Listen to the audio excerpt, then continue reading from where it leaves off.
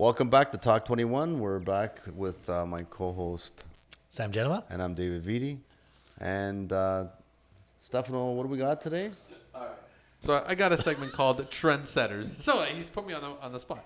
Trendsetters, but before we get into trends, top trends around the world, and I'm going to ask you what your opinions are, I think we got to delve one more time into staging. Off camera, you were bringing it up. What was going on with that? Oh, yeah. So, I mean, I got a client that we're just getting a condo ready. And the conversation was, it's a vacant unit, and do we stage it? Do we virtually stage it? And what are the pros and cons of each? And it's just a kind of like, my mindset is do it all. Like make sure it showcases as best we always talk about this, about making sure it's perfect. There's a lot of good virtual staging going on out there, and it's a good alternate to actually staging, and it doesn't cause any damage to the unit because you're not bringing stuff in and out and scratching walls and like whatever, like renting, booking elevators and all that stuff. So it is cost effective. It is effective. The only problem is when you walk into the unit, you have an empty space. So it does the job to get the buyers into the unit, right? But then once they're in the unit, it's it's hard to say. It's being in the industry and walking into, like, if you had to see two units in the same building per se, and you saw one that was fully lived in, nice and comfortable, like you walk in, you kind of get that coziness feeling, right? And your clients feel that too. And when you kind of walk into a bare unit after you've seen it staged online beautifully, it just gives you kind of different feeling. But it's we are advised by our clients, and there are expenses, the large expenses that come with staging. So it's a lot of it depends on the person you're working with as well, right? But the thing too with this all, there's different buyers. Like I have a vision. Like I don't need furniture in a room, and if the place is really clean and how tidy, many buyers don't? No, exactly. Right? But some buyers are good with that. The biggest task is to get them to the property. So virtual staging will definitely do that. You get them in the property. I have a vision. I know how I want to decorate my place. I know what I want and what I want to see. Some people don't. So the furniture does give them an element of how it will feel and how it will look and how placement looks. So what about the ones that don't really have a very good design eye? Do you suggest that they get maybe an interior decorator or someone that maybe understands contemporary designs in a home? Well, that's back to the same point about you got to look at your subject and say, okay, what do we do here? So you got some homes that people live in it. They're not vacating. They actually live their life, and they may not be the best style sense people. There might be an older couple that don't have the most modern furniture. So sometimes staging will just create a space or a room that's not finished properly. Like some rooms and bedrooms become storage areas, and so we say, okay, we got to declutter this and let's put a bedroom in it. Now it doesn't have to be state of the art, high fashion, amazing. It's just got to be create the feeling of another bedroom. Create that the warmth and coziness, right? You want your buyers to feel that when they're walking through. But there's a lot of staging companies that they don't have a plethora of staging furniture. So how do you multi-purpose stuff like that? Well, there's lots of companies that rent furniture, so stagers may not have everything in stock. So there's access to a lot of the furnishings and accessories you need to make the look right. But again, you got to look at the subject. Some properties don't like if you got a 1960s home that an elderly couple are now out of the home and in a retirement community. It's not state of the art. Like it's just going to be very dated and this and that. So do we need to make sure it's cutting edge staging? No, but you got to declutter it and make it look better, and that might be a fixer upper for somebody. So, yeah. But my client has a remarkable condo midtown, and it's like not even 5-year-old. It's beautiful, nice views out the windows. A really premium unit. Yeah, so that's clean. So we need to showcase it perfectly. It's got to have cutting edge, perfect look. And we have stuff in storage and staging. I think we need even better than that. We need like the latest and the greatest for this listing, and we can achieve that doing virtual also. So I don't think there's a right or wrong. No, there's no right or wrong, but you got to do something. We're gonna do one of them. Yeah, listen, you could have just taken pictures of a bare condo and put it online. So you're definitely going the extra mile. So, Depends on the client. it'll show, yeah. Well, because this episode is all about trendsetters and we're like going around and figuring out, well, I kind of did the research and thought what would be best to ask. Guys, one thing that no one ever talks about, and including us, the attic. Should people get it finished? Should we pay more attention to the attic? How come it's so overlooked?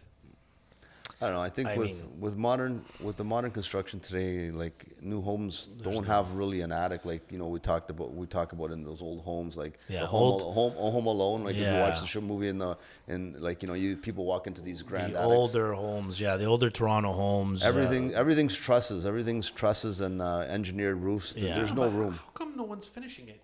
Stefano, in the city, there's lots of people that finished. There's so lots. How come in the suburbs we don't see that? But like I said, I don't think there's not enough space. There's no room. There's no point, right? Yeah, there's no room. What people do is if they're doing a renovation, what they do is they use that extra space and they just vault it, right, to make it seem like higher space because there's no point of finishing up there. But are you actually allowed to cover the insulation? I don't think so, right?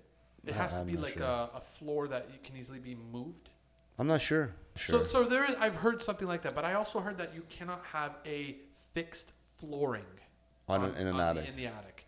So I'm just wondering, so when I went up into my attic the other day, it's big, and I just don't do nothing with it. I haven't been up there. But how much headroom do you have up there? You don't have a lot of headroom. In the middle, there's a lot, and then obviously it tapers dips, off. It tapers off. So what I was trying to get at, new construction have engineered truss roofs. They're not peaked as much as you would think. You're going to be tucked under, and so they're good to store possibly, but they're not climatized either. Like today's modern roofs, the temperature in the attic space is what is outside temperature. So the attic space has got to be free of air flowing. That's why there's vents along the soffits and air travels through them. So in the dead of winter, it's going to be cold, and in the summer, it's going to be hot. Yeah. The insulation that sits on the ceiling above your head in your bedroom is where the R value is there.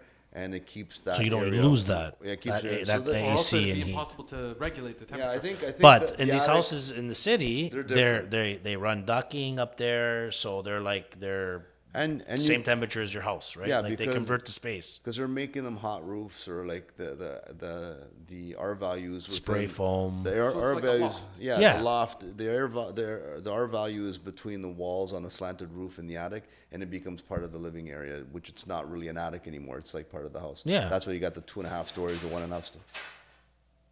What the heck was that? That was a ghost. Oh boy, it's somebody in the attic. Yeah, there you go. So we go from the top of the house to now the bottom of the house. Yes. The basement. Yes. A lot of people want to do it themselves. But here's the one thing that they ask and they just do it. So is there posts that you're technically not allowed to move? No, of course. Those are found. Those are Load bearing. load bearing. Yeah. Wall bearings. Yes. What about if people move them? I don't know. What could potentially happen? Well, you have to put beams across and separate the load on each end. You need an engineer. You need yeah. an engineer to do this. Like if you're going to open up your basement and make it more like open concept, you need to make sure you're doing it right. So, and most times people just do their basements. They just hire their just a regular contractor that goes and throws some drywall up. So, but if you're going to do something structural, you got to make sure you do it right. And the problem is nobody does basements with permits. They just go ahead and do them. Like a lot of people don't spend the money getting proper permits because they're worried about if it's going to affect their taxes. And anyway, would it? I don't even know. I'm not even sure, but it might if you add value to a property. When you're doing a renovation, you're just in the middle of it all. They just finish it all, right? Yeah. But when it comes to structural, that's not So because we've visited the staging, we visited the attic, we've done the basement, but now we got to talk about the backyard. A lot of people think, I'm just going to do whatever I want in my backyard. Is there a certain height to fencing? Is there a certain height to gazebos? Is there limitations in what we do in the of course. Dave, you can hit that one. Oh yeah. I mean, I've done a big reno in my. I've done a complete renovation or backyard renovation, which entailed brand new fencing. I redid my walk up. I've got a cabana pool. I've done it all, gates and so on and so forth. But what's the restrictions on the fence heights, the gazebo heights? There are restrictions on everything, and if you don't meet the expectations that the city tells you, you got to go for variances. Yeah. So at the end of the day, there are parameters. I don't know exactly what they are, but heights of fences are, Like 8 are feet regular. or Not even that high. They're all regulated.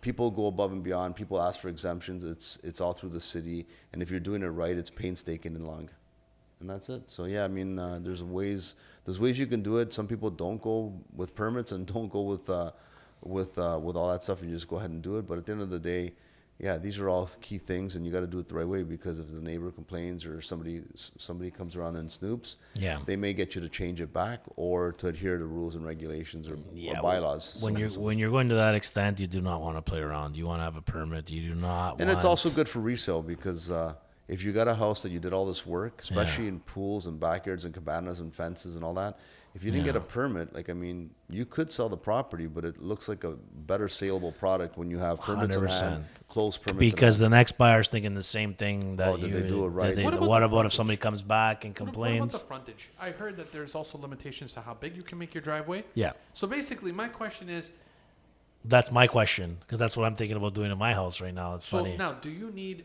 to go back and look at your blueprint? So, well, there's laws. The city has laws that you can only have your driveway you have to have a certain amount Like, of is it green 15% space. of Yeah, grass or it's, something? yeah, like I haven't gone that far yet, but that's like, yeah, there's got to be a certain amount of green space. You can't you can't make your driveway that big. So there's ways of like getting around it. Like if instead of doing asphalt driveway, you do like part interlock.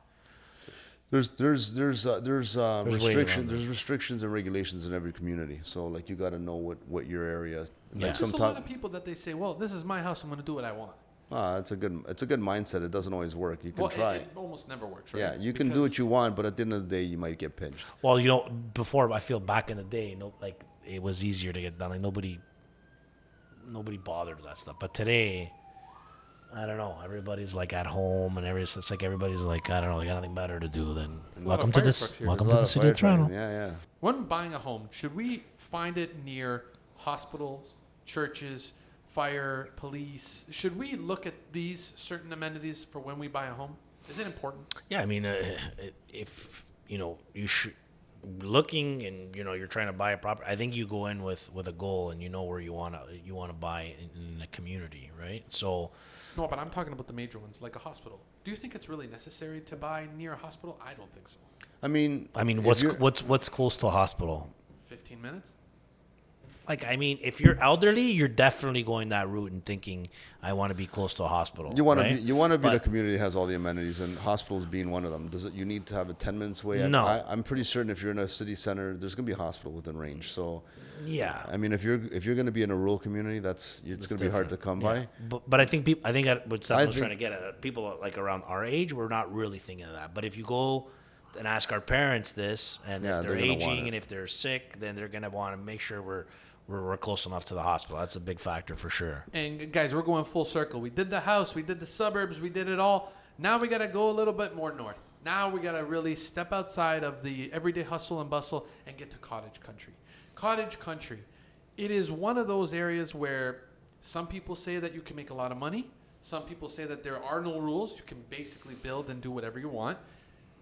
You guys tell me. Yeah. Cottage country. What's the stigma? What's the vibe? What can we talk about? I think like the cottages, from what I've seen and heard, they've gotten beat up pretty hard with regards to pricing. They've come down the hardest. But cottages, like at the peak, were like before COVID, they were going through the roof. So, but again, that was kind of an anomaly. But overall, like it's like any other parts of the real estate sector. Things tend to go up and stay, and then they maybe fall a bit. But real estate usually trends upward, and everybody does well. But with the decline of sales and the market in general, like cottages probably got beat up the most. Like recreational properties, it's just like people buying boats and fancy cars. Like that was good when everything was flying and rates were down. Yeah. But I think everybody's feeling the pinch. Everything's adjusting. Everything's coming down. But cottages are, again, back to, like, in another episode we talked about investments down south and Why does it smell like breakfast in here? I was gonna say, man, that It's like bacon bacon and smells. eggs. Maybe- Stefano's maybe cooking Steph- something up next Yeah. door. We're No, gonna not go me. check it It's out. the other The other Stefano. Stefano, Yeah. yes. But Sorry, I was just thinking about bacon, the cottage. Dude, It's like, what happened As here? soon as you said Morning- it, I've been smelling bacon. I'm like licking my lips. it's the breakfast of champions, right? But back to rural, they do have their own regulations that you have to follow. Oh, It's yeah, not like it's you were like saying everything you, else. You That's can't what just go. That's what I and never build. understood. Why is it that cottage country has their own rules and regulations? Well, every community has the rules, and then you're No. But there's a very distinctive difference. especially when you're talking like TCRA, talking about like waterways and waterfront properties. You know, you got to be worried about what you're doing. Boat houses and docks. Docks, There's so decks, many. and all that. There's so many regulations. So you need to know what your community and where you're buying, what's going on. That's why it's good to, if you're going to go out of the range of what we do, you should lean on professionals in certain communities that do that, like the realtors in those communities. For sure. They're gonna have more information. I mean, we can get all the information, but it's good to get more feedback from people in these rural communities or cottage countries or out of province properties. Like, you know, there's a lot of places in Newfoundland and Nova Scotia. There's a lot of nice spots in through it, like BC. People are You just gotta find out, and every community has the regulations. And sometimes I think Dave can just see through my head and what I'm about to say next. My actual last question was, we are currently in Ontario, the, I guess, largest and most productive province in Canada. Would you Yeah. say that? Yes. Okay. What about if people decide to live in other parts of Canada? A lot of people are. So now my question is, should they, investment-wise, personal-wise, life-wise, should they first look at Ontario before they go anywhere else? Well, we're the biggest economic center, so I mean, you gravitate to where you can raise a family properly and you can financially sustain yourself. So I mean, at the end of the day, I think that's why Ontario and Montreal and Vancouver are the key city centers, right? So at the end of the day, you got to go where you're comfortable, and a lot of people gravitate towards communities where they have family already too, right? You know, yeah, but to that point, sometimes I think that Ontario's become like a rat race. You know, like it's all we do is we work, and with these fees and everything's so expensive, people are leaving, man. People are going to. I know people that have moved to Alberta. You know, they're going to Calgary. They're going wherever. New Brunswick has New homes Brunswick. massive by the water for like $2 and change. Yeah, I mean, people are they're cashing out being here in Ontario, whatever it's being in the city. They're taking that money, they're going, and you know what? Sometimes you think who's doing it right, who's doing it wrong, and it's like, you know what? They live like kings, queens over there. So what do you guys think is the number one difference as to why we're paying $1 million here and $250 there? Why is there such a disconnect? That's the population. I mean, we're like the Mecca here, right? So Yeah, it's like everything. Like Manhattan's more money than Toronto. Why is that the case? It's just city centers have different values, and cities bring more or less, and it depends on the lifestyle. Like, so I mean, if you wanna be more of a calmer lifestyle, yeah, you go to communities like you're talking about and have a different lifestyle. There's no right or wrong. I mean, it's a choice. It's a choice people have to make. do whatever you feel comfortable with, whatever's right for you and your family. You know what I mean? Yeah. Most times we're born into the communities we live in, and we don't steer away because everything that surrounds our lives are here, right? It takes a lot of efforts to just pick up and go, and like a lot of our immigrant families did that, and they've done They well. went across the sea. Yeah, we're talking about people going from Burlington to Oakville. Oh no, okay. Burlington Oakville is a different. It's not that much of a move. You're right. Okay, We're so talking. like We're Vaughan talking. to Oakville. Would you say that's a substantial move? No, I mean it's just Really? it's a different area, but It's it's an still hour away. I know, an but hour is enough for people to say, "Oh my God, you're But at the it- end of the universe." But it's not. It's not like you made a leap and bound. Like you literally moved from one disagree. great community to another community. I definitely disagree. Think about it. If your whole family's in Vaughan and now all of a sudden you want to live in Burlington, Yes. Yeah. that is a substantial drive. So you really got to think about it. No, the drive from Oakville to Vaughan could be hectic, but I'm talking about the change in experience of leaving this city of Ontario. Toronto and To going another to province. Nova Scotia. Oh, okay. Like that's a big leap. Like that's a whole different lifestyle, so on and so forth. So in my opinion, yes, from Oakville to Woodbridge or Vaughan, that's different. It's a big pain. But that's like I'm talking about a big pain. Like I mean, our immigrant families coming from like Europe coming to Canada, that's huge, and that's what I was talking about. So, but you're right. No, like I mean, again, we gravitate towards the communities we're raised and born in, and that's why I'm here where I live because my family's around me, and it's just convenient because I've got family 2 minutes Yeah. away. So You know what else is huge? Dramatic. Massive. Where they can find you guys. You can find me at Sam General Real Estate on Instagram. And Dave? I'm at C21 Fine Living Realty and Spotify, Spotify, iTunes, iTunes, SoundCloud, everywhere. And We're there, and we're not working TikTok on yet. it. We're working on it. Yeah, we're working thanks on it. everybody. Thank you. See you in the next See you on the episode. next episode.